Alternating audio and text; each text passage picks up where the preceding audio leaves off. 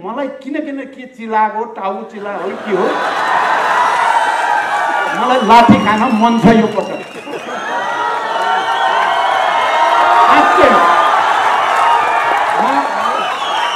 म यो मञ्चबाट सम्मानित सर्वोच्च अदालतलाई शंका गर्नै चाहन्न, तर केपीको सेटिङलाई त शंका गर्न पाइयो नि हामीले। म तपाईहरुको टाउको रक्षाको लागि आफ्नो टाउको फुटाउन तयार छु भनेर तपाईहरुलाई भन्न चाहन्छु। अब हाम्रो आन्दोलन अलिकति आवेगमय हुन पर्यो, अलि जुझारु हुन पर्यो, अलि आक्रामक हुन पर्यो। त्यो चाहिँ लाज लागेको छ हेर्नु ती जोगीहरु देखेर। यति धेरै खरानी बसेका छन् अनुहारै चिनिदैन। तिनको मैले अनुहारै चिन्दिन क्या आजभोलि। ती खरानी भन्नु सबभन्दा बढी खरानी तिनले घसेका छन्। बाघ र सिंह गरिया जस्तो हुन पर्ने भयो। यी प्रतिक्रान्तिकारीहरूको मुटु फर्किन पर्यो, प्रतिक्रान्तिहरूको मुटु हल्लिन पर्यो। यो संविधान जारी गरी घोषणा गरेका छौं। पहिलोचोटि सार्वभौम नेपाली जनताको संविधान भएको, पहिलो पटक नेपालको इतिहासमा जनताले मात्रै, इतिहासको निर्माता जनता हो, अरु कोही होइन। हामी भित्र घृणा छ प्रतिक्रान्तिकारी प्रति र हामी उनीमाथि जाई लाग्न चाहेका छौं। उनी त हिजो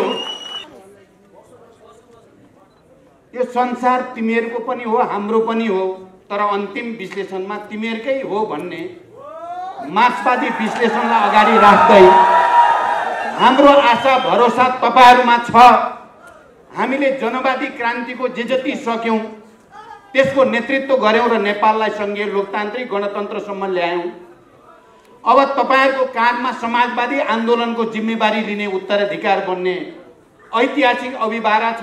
हाम्रो आशा भरोसा तपाईहरुमाथि छ भनेको थिएँ। आज फेरि तपाई विद्यार्थी साथीहरुसँग बस्दै गर्दा जति बेला आज हाम्रो संविधानमाथि प्रहार भएको छ, बडो निर्मम तरिकाले निरंकुश ढंगले प्रहार भएको छ। संघीय लोकतान्त्रिक गणतन्त्र र 7 दशक लामो संघर्ष र बलिदानको इतिहासबाट प्राप्त भएका उपलब्धिमाथि छुरा प्रहार गरिएको छ र त्यसको प्रतिवादमा हामी उपस्थित छौं। आज तपाईहरुसँग मैले अरु लामो व्याख्या गर्दिन, धेरै कुरा आइसकेको छ। मैले 35-36 सालको ऐतिहासिक जनआन्दोलन, पाकिस्तानमा जुल्फिकर अली भुट्टोलाई फाँसी दिएपछि जो आन्दोलन सुरु भएको थियो, त्यो अनेराश्रव्यू र विद्यार्थीबाट नै त्यो आन्दोलनको सुरुवात भएको थियो र त्यो देशव्यापी रूपमा फैलिएको थियो र त्यसले पहिलोचोटि पञ्चायतलाई घुँडा टेकाएको थियो। म त्यति बेला चितवन जिल्लामा विद्यार्थी फ्र्याक्सनको इन्चार्ज थिएँ र म पहिलो चितवनको चाहिँ विद्यार्थी आन्दोलनको क्रममा नारायणघाट बजारमा जाँदा पुलिसले हानेको ढुङ्गा लागेर म घाइते भएको थिएँ। म आज त्यो स्मरण गरेको छु र मैले सँगसँगै 62-63 को ऐतिहासिक जनआन्दोलनको तयारीका सन्दर्भमा 7 राजनीतिक दलले गरेको आन्दोलन, खास गरी संसद पुनर्स्थापनाको निम्ति भनेर गरिने आन्दोलनमा गिरिजा प्रसाद कोइराला जस्ता शीर्षस्थ नेतामाथि पुलिसहरूले लाठी प्रहार गरेर उहाँको टाउकोबाट रगत आएको सम्झेको छु।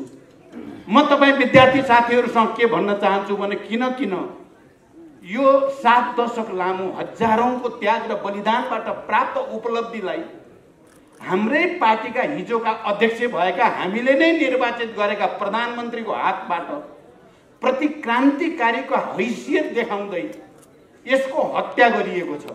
हामी भित्र आवेग छ, हामी भित्र आक्रोश छ, हामी भित्र घृणा छ प्रतिक्रान्तिकारी प्रति र हामी उनीमाथि जाई लाग्न चाहेका छौं।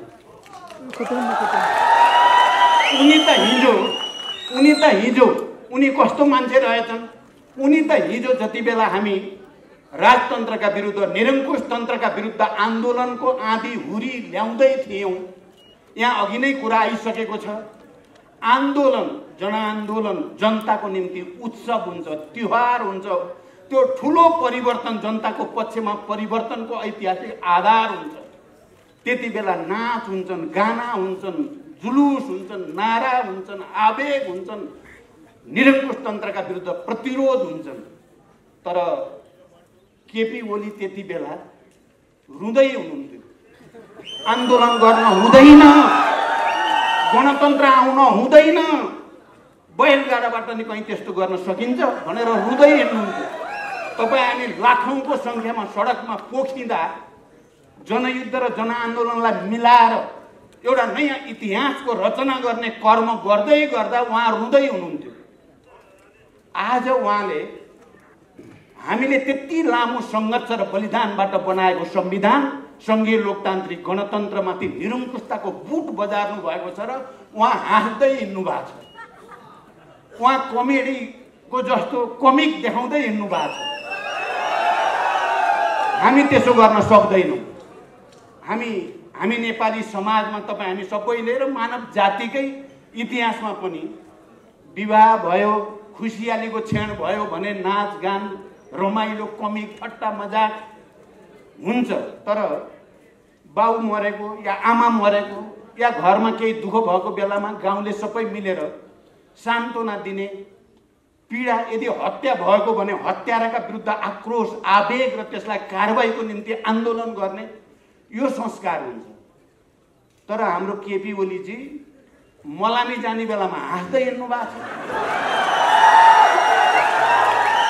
जन्त जाने बेलामा रुँदै हिँड्नु। यस्तो मान्छेलाई कसरी स्वाभाविक मान्छे भन्न सकिन्छ? सहज दिमागको मान्छे हो त? उहाँले ठट्टा मजाक, आज मैले बिहान एउटा मिडियामा हेरेँ, यही मञ्चबाट अस्ति काठमाडौँको एउटा प्रशिक्षण भेलामा मैले भनेको थिएँ त्यहाँ हाँसो ठट्टाको बारेमा। उहाँले आज कहाँ बोल्नु भएको भनेर हेरेँ मैले हँसाएको उहाँलाई के को पिर भनेर भन्नुभएको छ। तपाईँले कति सक्नुहुन्छ हँसाउनुहोस्, त्यसमा पिर गरेको होइन। देश रोएको बेला तपाईँ हाँसेको देखेर आक्रोश आएको हो। देश रोएको छ, देश चिन्तामा छ, देश पीडामा छ, जनता पीडामा छन्। के बुद्धिजीवी, के पत्रकार, के मानवाधिकारवादी, के संविधानविद, के कानुनविद, के विद्यार्थी, के युवा, के महिला, के किसान, के मधेसी, के पहाडी, के हिमाली, कोही अहिले यो संसद विघटनको पक्षमा छैन। केपी ओलीको गुट र उनीसँग लोभ लालचमा केही नयाँ जोगी भनिन्छ नि हामी, मलाई त लाज लागेको छ हेर्नु ती जोगीहरू देखेर। यति धेरै खरानी घसेका छन्, अनुहारै चिनिँदैन। तिनको मैले अनुहारै चिन्दिनँ क्या आजभोलि। ती खरानी भन्नु सबभन्दा बढी खरानी तिनले घसेका छन्। कहिलेकाहीँ मलाई आफैलाई देखेर पनि हैरान हुन्छु। एकजना मान्छे नभएकोलाई ल्याएर मैले जे भए पनि बिचरा भनेर स्थायी समितिमा ल्याइदिएको त मन्त्रीको लागि साटे त्यसलाई त मन्त्री भएर अहिले यति धेरै खरानी घसेका छन्, म चिन्दैन ती मान्छेलाई, चिन्नै नसक्ने भयो। यो स्थिति छ। त्यसकारण विद्यार्थी साथीहरू, अहिलेको हाम्रो देशको परिस्थिति भनेको सामान्य परिस्थिति होइन। संविधान धेरै गम्भीरतापूर्वक विचार विमर्श गरेर बनाइएको संविधान समावेशी, लोकतान्त्रिक, गणतान्त्रिक, धर्मनिरपेक्ष आदि इत्यादि।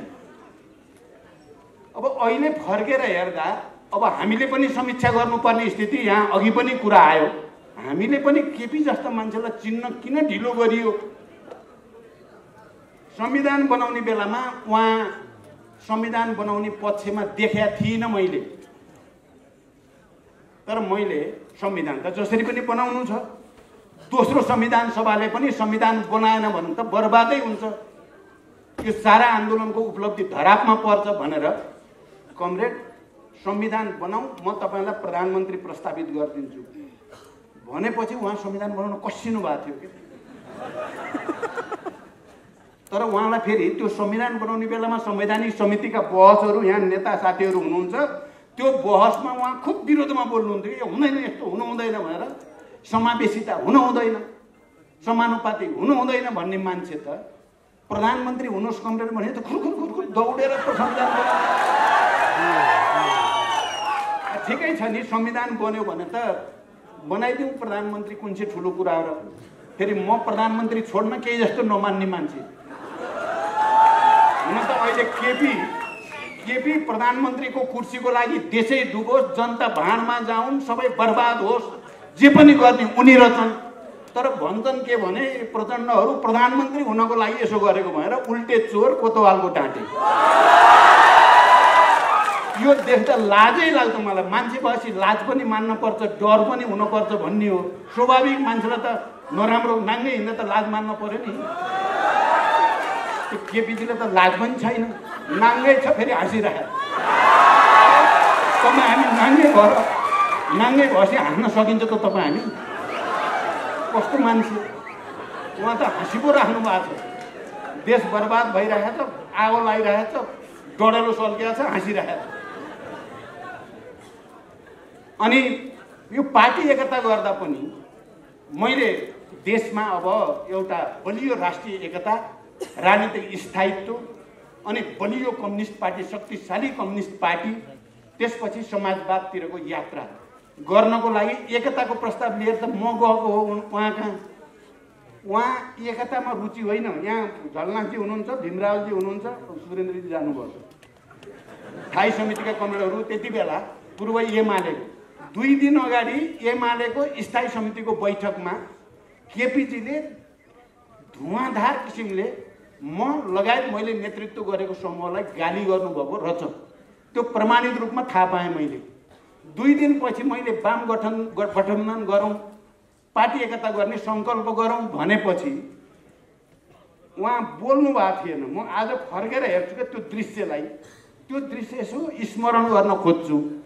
धेरै पनि नबोलेपछि मैले प्रधानमन्त्री तपाईँलाई नै बनाउँछु नि मैले फेरि पनि भन्ने बित्तिकै हुन्छ कमरेड, म सकारात्मक रूपले सोध्छु भन्नुभयो। त्यसपछि यो रियालिटी यही हो। तपाईँ इतिहास जति अध्ययन गरे पनि, अनुसन्धान गरे पनि तथ्य यही हो। तर अहिले सायद हामीले केही कमजोरी गऱ्यौँ। एकताका बेलामा भएका सहमति कार्यान्वयनमा मेरो उदारता, मेरो अलिकति भावुकता, उनको चाहिँ फेरि धुर्ते के गरेर अहिले सम्झिँदा त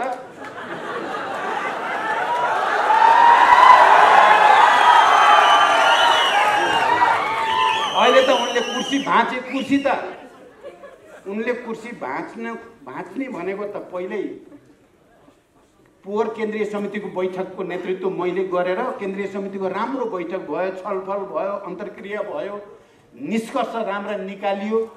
त्यहीदेखि उहाँले पार्टी फुटाउन बल गर्नु भएको थियो।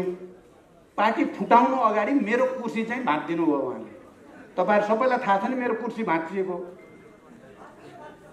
मेरो कुर्सी के गरेर भाँच्न त भन्नुभयो भने अध्यक्षको अगाडिपट्टि बस्ने हुन्छ नि अध्यक्षहरू, 2टा अध्यक्ष अगाडि, सचिवालयका 7 जना अरू साथी अगाडि अर्कोतिर बस्ने हुन्थ्यो। मेरो कुर्सी हटाइदिनु भएछ उहाँले, मसँग रिसाउनु भएछ के बेसरी। अनि हाम्रो माधव कमरेडले त मलाई भन्नुहुन्छ जहिले नि कि म भएको भए त त्यो कुर्सी लिएर केपीकै अगाडि जान्थेँ र सर भन्थेँ भन्नुहुन्छ उहाँले।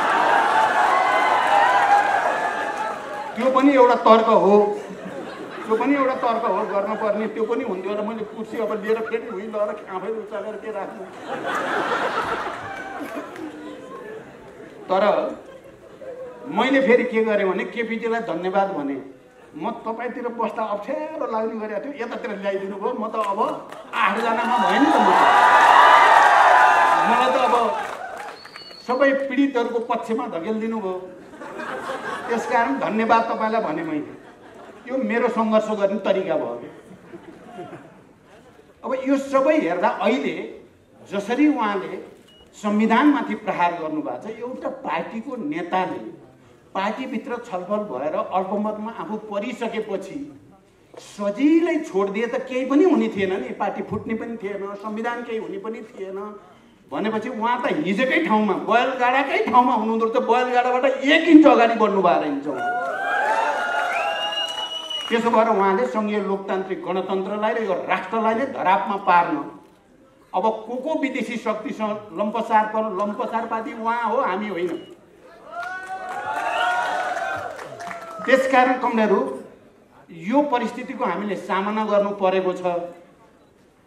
अब हाम्रो आन्दोलन अलिकति आवेगमय हुनु पर्यो।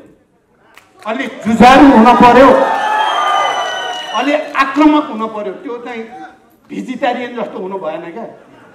अलि आक्रामक, अलि बाघ र सिंह गरिया जस्तो हुन पर्ने भयो। यी प्रतिक्रान्तिकारीहरूको मुटु फर्किन पर्यो, प्रतिक्रान्तिहरूको मुटु हल्लिन पर्यो। त्यस्तो आन्दोलन चाहिएको छ कमरेडहरू। मैले अहिले युवाहरूलाई पनि भने अब तपाईहरु आक्रामक ढङ्गले आउन जरुरी छ। तर त्यसो भनेर हामी बुढाहरू बुढै त भइया छैन साह्रै त। तर मैले त्यहाँ पनि भने, यहाँ पनि भन्छु, भोलि पर्सि 9 गते हामी अलिकति म्यासिभली जाने सोचेका छौँ। तपाईहरुले सुनिसक्नुभयो। अग्रपङ्क्तिमा हामी हुन्छौँ र म हिजो गिरिजा बाबु अथवा माधव झलनाथजीहरूले लाठी खाए जस्तै मलाई किन के चिलाएको, टाउ चिला हो के हो, मलाई लाठी खान मन छ यो पटक।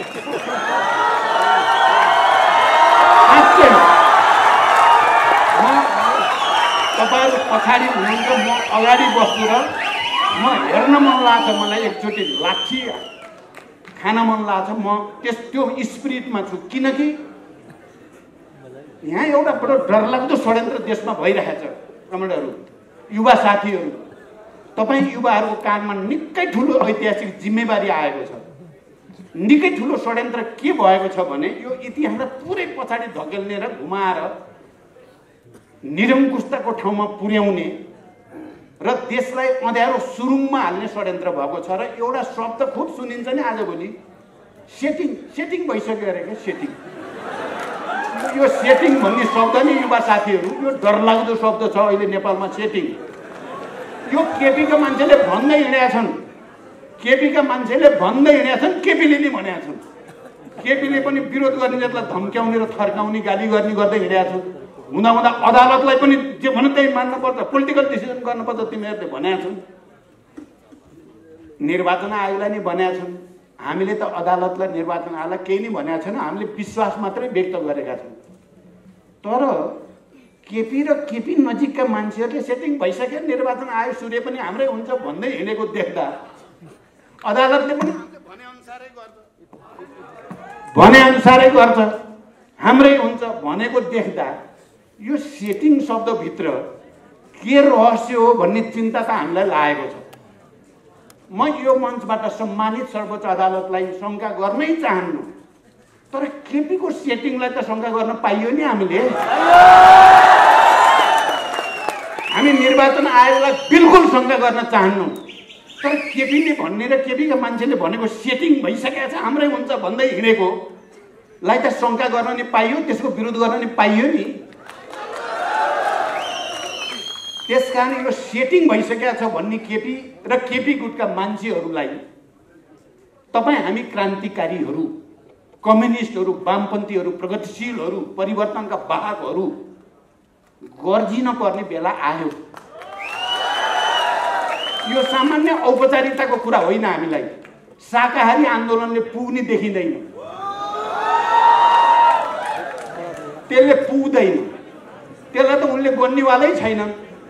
शाकाहारी त हामीले पार्टीभित्र कति गरियो, कति बैठक बोलाइयो, कति हामी 5 जना सचिवालयका नेताहरू, 3 जना पूर्व प्रधानमन्त्री, 2 जना पूर्व उप प्रधानमन्त्री, सचिवालयका वरिष्ठ नेताहरू गएर लौ न बैठक राखिदिनुहोस् भन्दा महासचिवलाई तोक आदेश लगाएर विधि प्रक्रिया अनुसार गर्नु भनेर मन्त्रीले सचिवलाई तोक लगाए जस्तो लगाउने मान्छे त्यो शाकाहारीलाई सुन्छन् भन्ने लाग्दैन मलाई।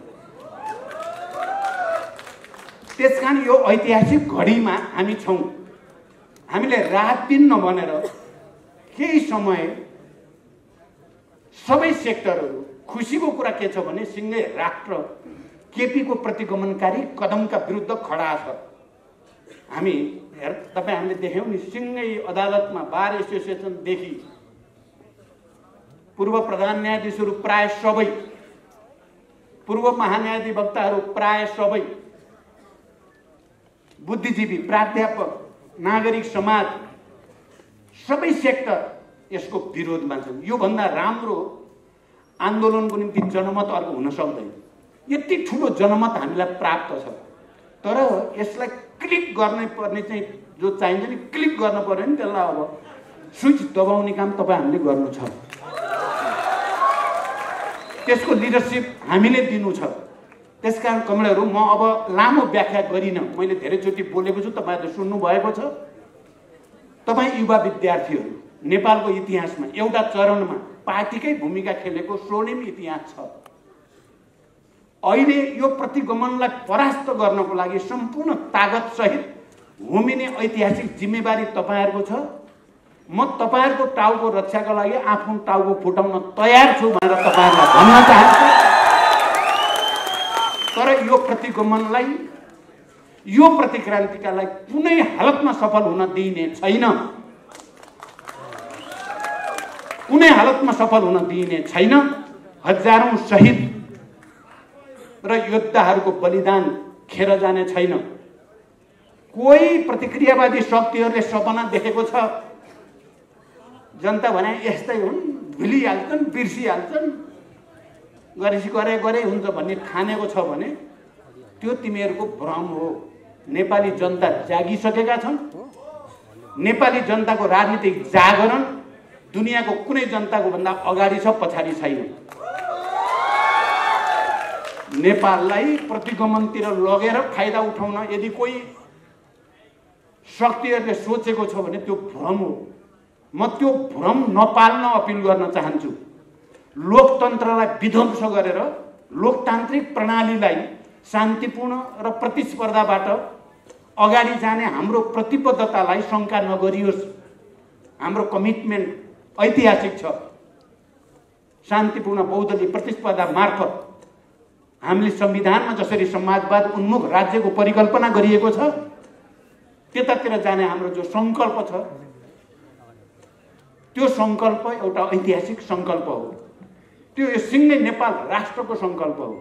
हिजो सम्म संविधानहरू बन्दा, संविधान धेरै बने 7 साल यता, 7 साल अगाडि 4 सालदेखि राणाहरूकै कालदेखि संविधान बने। प्रत्येक संविधानको एउटा मूलभूत विशेषता पहिलाको के हो भने यो संविधानको सार्वभौम अधिकार राजामा अन्तर्निहित। त्यसैले राजकीय र सार्वभौम अधिकारको प्रयोग गरेर राजाले पटक पटक जनप्रतिनिधि संस्थालाई विघटन गर्ने गरेको कालो इतिहास नेपाली जनतालाई हामी सबैलाई थाहा छ।